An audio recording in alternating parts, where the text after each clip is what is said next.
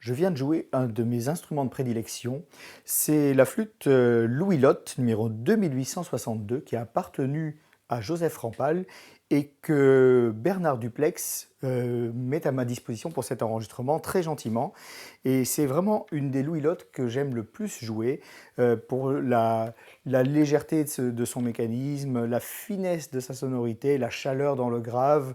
Et c'est très représentatif des instruments, bien qu'elle soit faite en 1880, par le successeur immédiat de Louis Lotte, qui était Villette. Elle est représentative des instruments qui étaient très recherchés au début du XXe siècle par les plus grands flûtistes.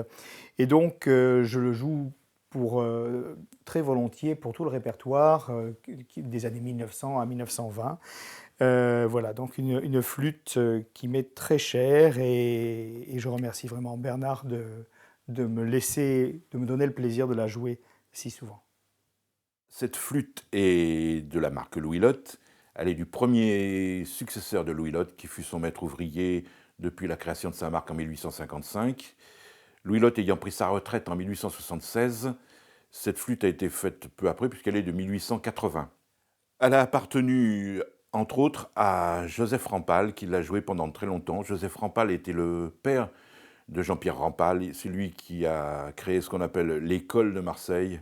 Donc il y a eu plusieurs élèves prestigieux, comme Maxence Larieux, Philippe Pierlot, Alain Marion et Jean-Pierre Rampal. Donc il l'a joué pendant très longtemps, et son fils Jean-Pierre, au début de sa carrière professionnelle, donc dans les fins des années 40, début 50, là, lui a emprunté et a fait plusieurs enregistrements assez prestigieux, dont des sonates avec la pianiste Lily Krauss.